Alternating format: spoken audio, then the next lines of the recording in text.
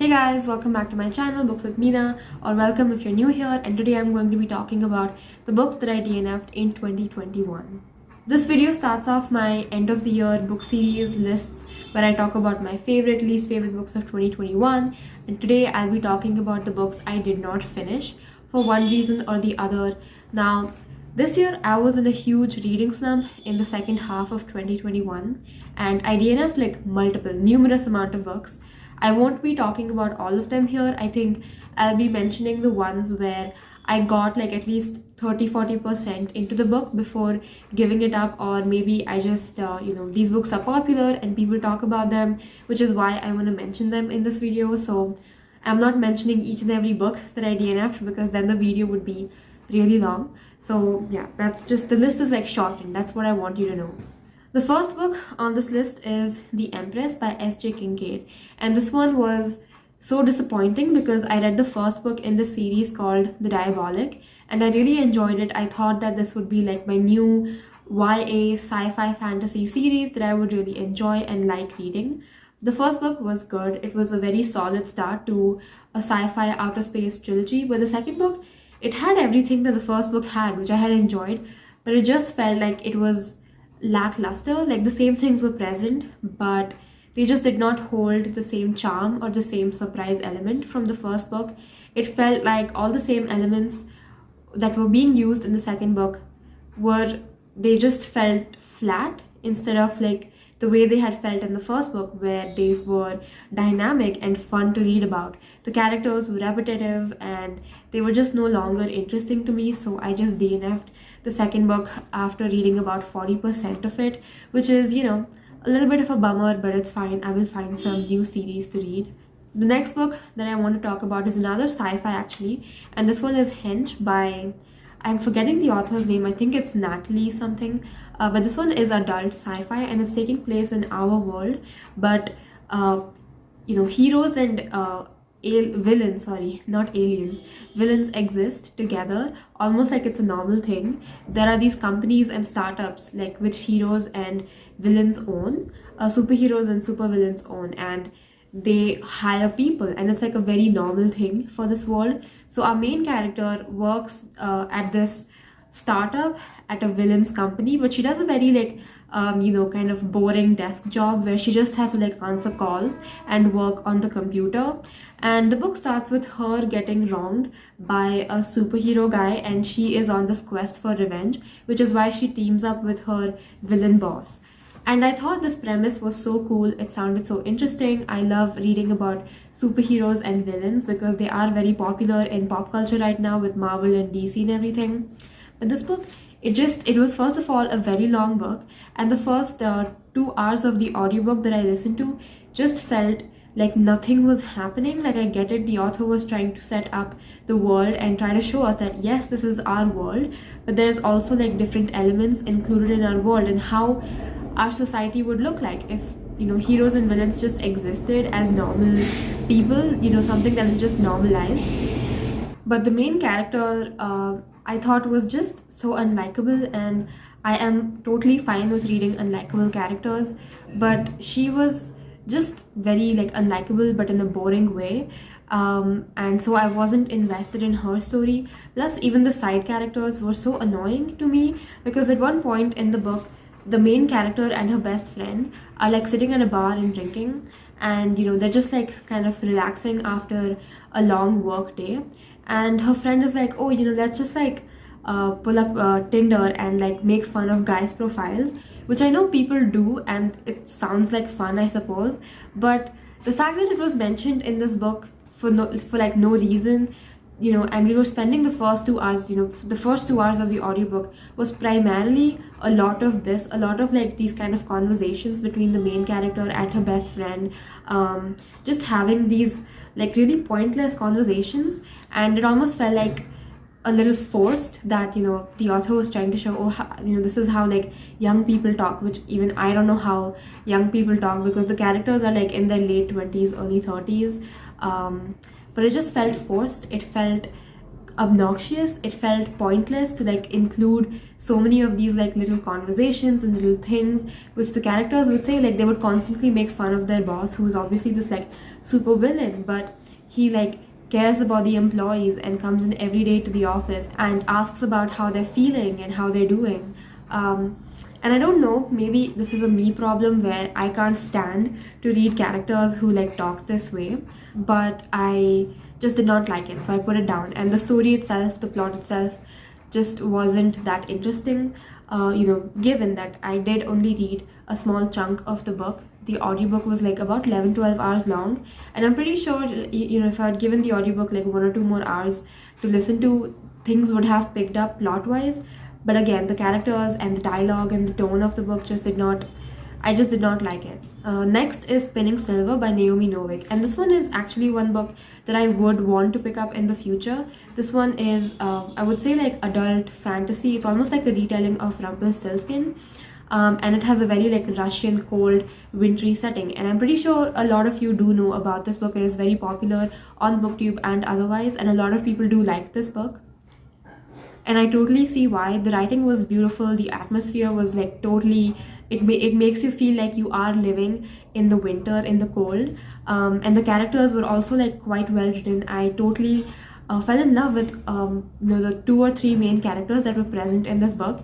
But the problem was that the first 30% of the book takes place in like this like small village town, and we mostly get to see the characters like going about their daily lives and trying to survive on what they have.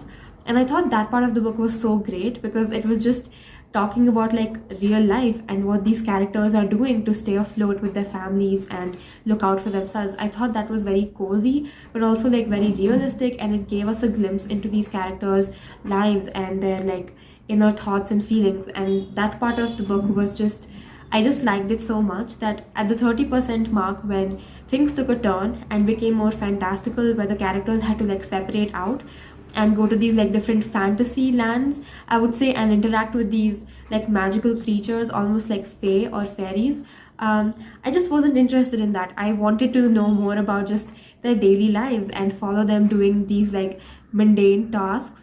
To me, the whole like fairy part of the book with the magic and all of that was just not that interesting, but I would still want to give this book a try, knowing that people love it a lot. So next is a romance contemporary series which has been very popular, I would say, in the past couple of years on BookTube, and that is the Burjman brothers series by Chloe Niez. I hope I'm pronouncing all of those names correctly, but these are basically contemporary romances, and the author is known for like including a lot of representation in her book. And Chloe Niez is known for writing a lot of like diverse set of characters with like different disabilities and like neurodiverse characters, those kind of things. So I picked up the first book and I didn't really connect with the characters that much. I thought they were a little younger and a little juvenile, even though they are technically older than me. But with my romance, I tend to go for characters who are like in their late 20s or early 30s. I think that's my sweet spot for reading romance books. So the characters in the first book, I'm forgetting what it's called, but the characters just didn't connect with me. And then I started reading the third book, which had the trope of a marriage in trouble, and the couple was older. And this book was just very like sad and emotional, which I totally get. Like marriage in trouble obviously sounds like a pretty hard topic, and it's probably my fault for picking these books up, knowing that they are probably like not as fluffy as I was hoping them to be. Also, one more thing that kind of bothered me about the writing style of the book was the way the characters were written. So they were written well enough, but I will say that there was a lot of telling, not showing. It was constantly repeated that the characters are this and this and this, and this is their personality, this is the kind of life they have led. And I get it, like the author or the book is trying to make a point of like setting up the characters in the situation, but I like more subtlety in my books. And a lot of romance books actually do this, I have found, where there's just like no subtlety in characterization. There's like no subtlety in characterization and relationship building sometimes, and that can be a little off-putting because it feels like everything is being fed to me, or rather like forced down my throat, which I do not like with books. So another I would say romance series, and this one is by Courtney Milan, And this one is a huge bummer because last year the Brother Sinister series was like one of my favorite series. I loved it. I like binge read all 4 or 5 of the books in that series. It was amazing. Like that, the whole like Brother Sinister series made Courtney Milan one of my like favorite romance authors. The fact that I had loved each and every book that she had written in that set of like companion series novels. And then this year I was like, sure, I am in the mood to read some romance. Like I said, in the second half of the year, I was really hinging upon these romance books to like get me through my reading slump. And so I picked up Courtney Milan, knowing that I could trust her. But after reading the word saga, I would say, I think that's the series name, the word saga, I picked up the first book. And the first book wasn't terrible or bad by any means. It just lacked the same charm of the Brother Sinister series. I just don't know why. The characters, the romance, the banter, the ensemble cast, everything just paled in comparison. And maybe I am being unfair on the word saga by comparing it to Courtney Milan's previous books, but I just did not find myself entertained or like swooning over the romance. It was disappointing. And then I picked up the third book. I skipped the second book because I just didn't think I would be that interested in reading it. So I picked up the third book, and this one takes place in China, and it is about like telegraph, and it sounded really interesting.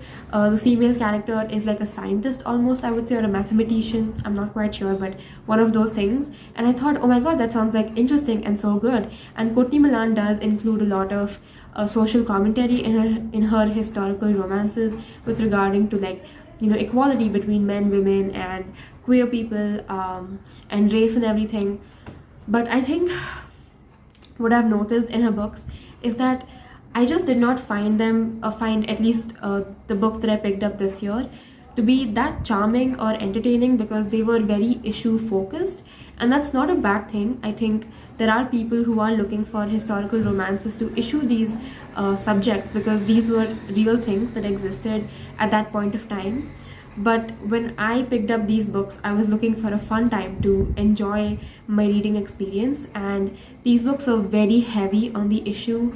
And something again, which is I think just a personal complaint of mine, was the heavy characterization. It's just in every page it was, the characterization was just very heavy-handed, and a lot of like repetitiveness in showing the characters' hardships or their intelligence, whatever it may be. There was just a lot of repetitiveness, and I just did not connect with the writing at all, and even with the story itself, and that was a huge bummer for me. I still do want to read more Courtney Milan books, but I'm not sure.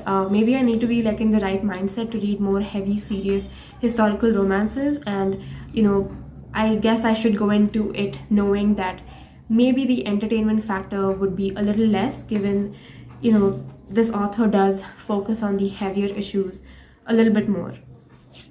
So next is a YA book, and that is Darius the Great is Not Okay.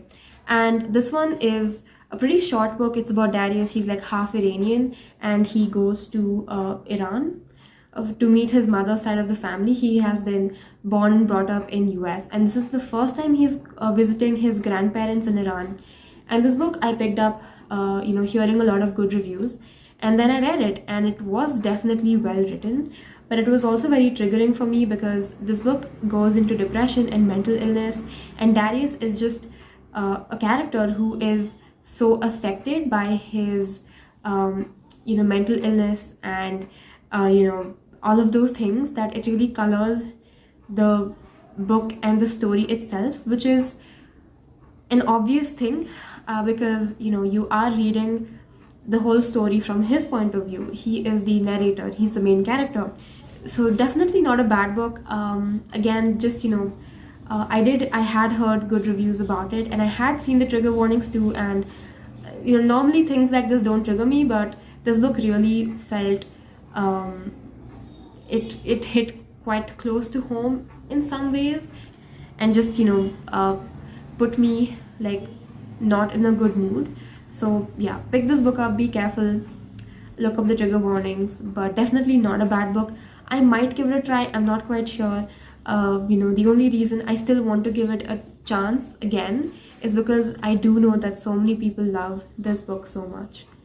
Another YA slash like new adult book would be Yolk by Mary H.K. Choi, and this one you're following a college age student.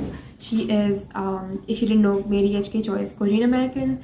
So the character herself is Korean American. She is in New York City, and she and her elder sister have been estranged for quite some time, but they reconnect when the elder sister gets cancer, and that's where the story starts. So I picked this book up, and truly I think so many topics that this book discusses are so good. It talks about eating disorder, mental illness, the whole like painful reality of like growing up and having to, grapple with the fact that now people expect things from you and you're supposed to like have your life figured out at some point of time, and you don't have it figured out. I think all of these topics were so well explored. And the representation, I can't speak for all of it personally, but I thought that it was so fascinating, and it was definitely written with a lot of like, it felt like the author had been through these things. It felt authentic, I guess I can say that. Even the sisterly relationship, I think, was very realistic and so messy, and I enjoyed that part of the book. The main reason I had picked up the book was because of the sisterly relationship mentioned in the premise. I read about like 80% of the book before DNFing it, which shows that yes, this book was good. Maybe it was just me who was in a reading slump and I was easily getting distracted and not able to focus with the books I was reading, so I just put it down. I could have easily finished this one, read the last 20%, but I just didn't. And again, I could pick this back up and read it again, because truly like some of the descriptions of like mental illness and what it is like to live with this, feeling of like not being comfortable with your body, with the space that you inhabit, I think those depictions were like so well done, and I truly do recommend this book, even though I could not finish it totally. But what I think the two things that really made me, I would say that even though these things were well represented and well written, this book was not perfect for me. Firstly, because of the romance. The romance was just like, okay, kind of boring, kind of predictable. I didn't know why it had to be there in the book. There was already so much more going on. And the second thing was, it was a pretty slow book, which is, I get it. Like, a lot of contemporaries are slow. There's like not a lot of plot. It's more about the characters and them stewing in their emotions. But yes, it was slow, and I was in a, it was slow, and I was in a reading slump, so that did not help. And the last book on this list is The Rakess by Scarlett Beckham. This one, I was so excited to read this book. The cover is absolutely gorgeous. It's a historical romance, and it's about a rakess, and that whole concept to me was so interesting, and I was, I wanted to read this book so much. So if you don't know, a rake is basically 18th, 19th century playboy, and a rakess is like the female woman version of that. And our main character is a rakess, and you never get to see that in historical romances at all. Especially like you never get to see empowered versions of it, but in this book we have the main female character, out of choice being a rakess and not marrying and having these like a relationship with a lot of men. And again, not a bad book.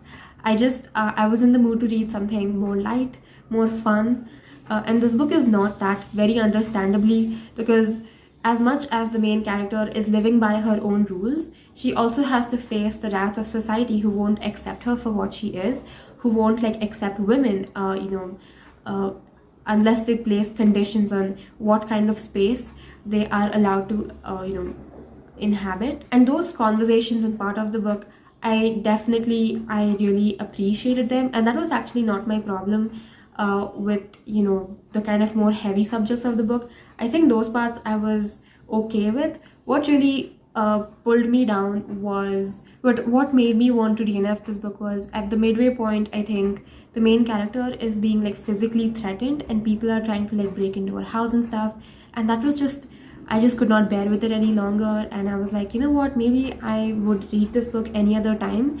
But right now I really want to read something that makes me happy, so I'm not going to read this book anymore, and I DNF'd it. So as you can see, the whole list is just filled with books that were not bad, but it's just that I was not in the right mindset to be able to read them, and I was suffering from a reading slump, and that did not help at all. A lot of these books I would definitely want to give a second chance to, especially I would say Spinning Silver, The Rakess, Yolk. Yeah, I think these three books definitely I would want to try to read again.